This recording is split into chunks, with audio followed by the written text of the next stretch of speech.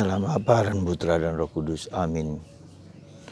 Allah Bapa di surga, kami adalah orang-orang yang lemah dan selalu diingatkan untuk bertobat, untuk membarui hidup. Dengan cara demikian kami belajar untuk menjadi lebih rendah hati, untuk tidak mudah mengadili dan menghakimi orang lain.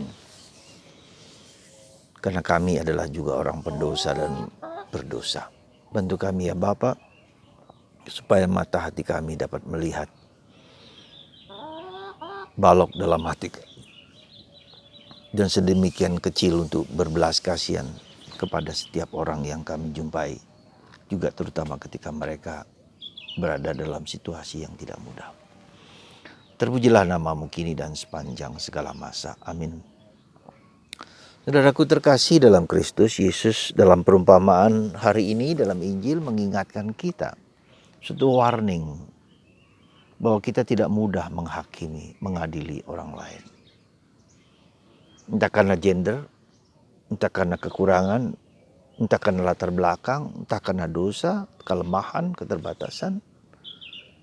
Kita tidak punya hak mengadili dan menghakimi orang lain.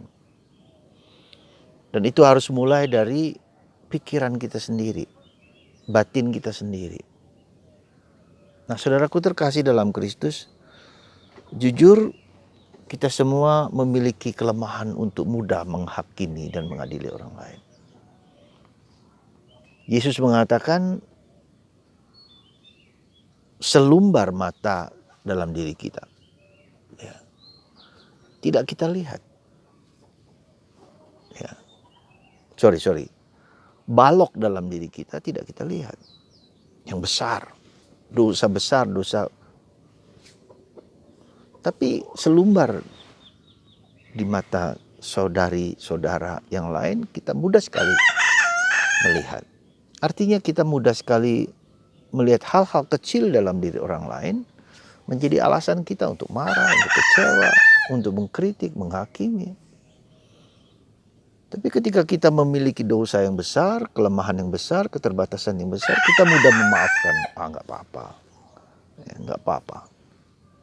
Dan inilah yang dikritik oleh Yesus kepada para ahli Taurat dan Farisi, tetapi juga ini juga bagi kita semua. Entah kita sebagai bapak, entah kita sebagai ibu, entah kita sebagai guru, sebagai imam. Kita punya kewajiban yang sama untuk selalu introspektif. Untuk selalu melihat diri kita masing-masing sebelum kita mengungkapkan penilaian penghakiman kepada orang lain. Bahkan menilai menghakimi orang lain pun suatu yang kita usahakan untuk dikurangi sedemikian rupa, karena kita punya judgmental thinking, judgmental mind untuk melihat orang lain lebih rendah daripada kita. Nah, saudaraku terkasih dalam Kristus, mengapa sebetulnya sikap demikian melekat dalam kemanusiaan kita? Boleh dikatakan adalah karena kita kurang masuk ke dalam kehidupan batin. Kita hidup dalam dangkal di permukaan. Kita hidup dalam eksternal, apa yang kelihatan. Dan kita merasa dengan, bahkan yang kedua, bahkan ketika merasa bahwa ketika menjalankan semua kegiatan-kegiatan yang rohani bahkan, ya, dengan ketat, dengan sungguh-sungguh, itu kita merasa sudah kelihatan lebih saleh, ya, lebih sulit, lebih suci, lebih benar. Jangan lupa tidak demikian. Merasa ini suatu kelemahan dan suatu dosa yang menurut Teresa Avila sesuatu yang membahayakan. Karena kita tidak akan maju, karena kita merasa bahwa kita sekali lagi merasa lebih saleh, merasa lebih suci, merasa lebih baik, merasa lebih benar. Ya. Berkali-kali dalam tulisan Santa Teresa Avila bahwa kita diajak untuk mengakui keberdosaan dan kelemahan kita. Si iblis pandai sekali membuat kita merasa bahwa kita tampaknya saleh, baik dan suci dan seterusnya. Ya. Saudaraku terkasih dalam Kristus, inilah yang yang menyebabkan karena kita tidak mendalam, kita hanya di permukaan, tidak masuk ke kedalaman.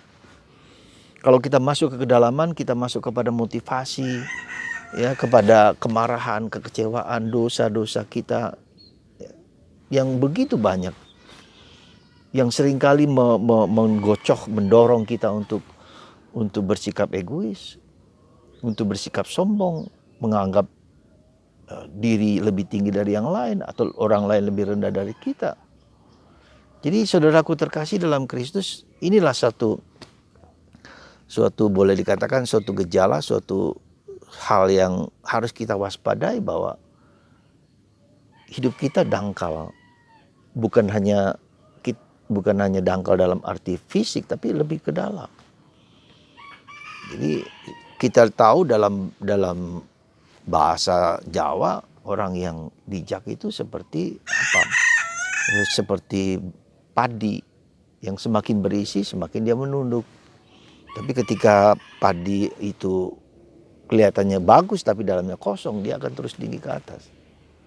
Nah, inilah suatu peringatan bagi kita, dan itu dijalankan oleh Yesus sendiri dalam kehidupannya. Dia merendahkan diri, yang adalah Allah merendahkan diri sehabis-habisnya. Ya. Merendahkan diri adalah satu sikap batin yang fundamental. Ya, rendah hati adalah the mother of any virtues. Rendah hati adalah ibu dari semua keutamaan. Ya. Dan itu juga dihayati oleh Yesus pertama-tama yang dilakukan oleh Yesus, kerendahan hati. Allah turun menjadi manusia. Itu bentuk kerendahan hati Allah yang mau menjadi manusia, yang mau rendah seperti manusia.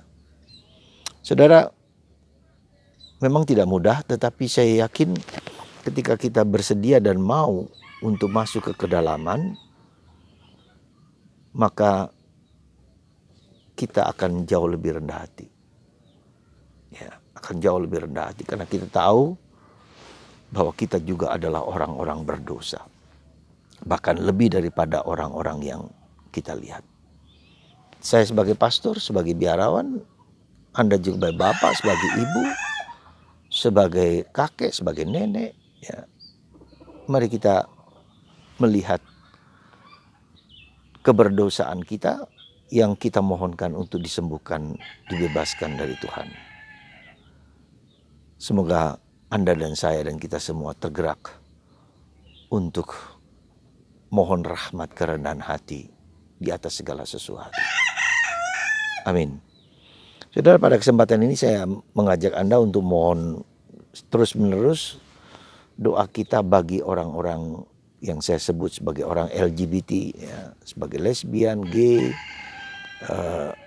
B-nya itu apa? B, T juga. Jadi orang-orang yang memiliki kecenderungan homoseksual, yang saya merasa bahwa ini suatu gejala yang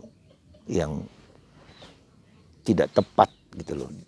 Ya boleh dikatakan tidak ada dalam rencana Allah bahwa ada orang yang demikian, ya, orang gay, orang lesbian, orang yang memiliki tanda petik kecenderungan yang menyimpang dalam bahasa yang kita sebut itu. Dan saya merasa bahwa inilah seringkali justru si iblis menggocok kita, membuat pikiran kita itu menjadi kacau. Ya, jadi iblis itu membuat pikiran kita untuk menyukai sesama, menyukai orang-orang yang aneh, termasuk juga saya jujur kalau mengatakan saya tidak orang yang bertato, orang aneh-aneh yang tidak sesuai dengan martabat dan harkatnya sebagai anak Allah. Ya, kita berdoa untuk mereka. Orang yang narkoba, jadi sudah dalam pikiran, dalam hatinya ada suatu penyimpangan. Nah, itu kita doakan mereka. Mereka adalah manusia biasa dan kita tidak berhak untuk mengadili mereka. Ya, mungkin dengan doa-doa kita kecenderungan itu semakin dibebaskan. Lalu yang kedua juga untuk bayi-bayi yang aborsi, ya, itu juga mari kita doakan begitu banyak. Ya. Juga untuk mereka yang narkoba, ya, juga demikian. Ya, juga dengan kecenderungan orang menjadi ateis itu juga. Mari saudaraku terkasih, gejala-gejala seperti ini ya kita doakan dalam bagian doa kita. Bisa 1 kali salam Maria, bisa 2 kali salam Maria, atau 3 kali, doakanlah untuk orang-orang yang demikian, dunia yang penuh dengan kecenderungan-kecenderungan yang tidak sewajarnya dalam kerangka cara berpikir Allah. Ya, semoga Anda dan kita semua tetap dilindungi Tuhan dengan COVID ini, dan juga kita doakan mereka-mereka semua di dalam doa-doa kita. Sekali lagi, semoga Tuhan memberkati Anda. Allah Bapa di surga, berkatilah anak-anak-Mu ini dimanapun mereka berada. Juga kami berdoa untuk mereka yang kita sebut dengan LGBT.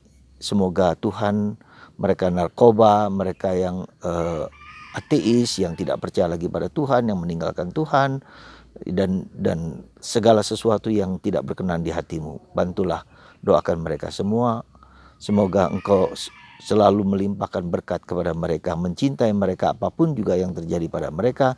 Terlebih bebaskanlah mereka dari segala kuasa kegelapan yang menggoncangkan dan membuat pikiran mereka kacau. Tuhan berkatilah anak-anak-Mu ini dalam Bapa dan Putra dan Roh Kudus. Amin.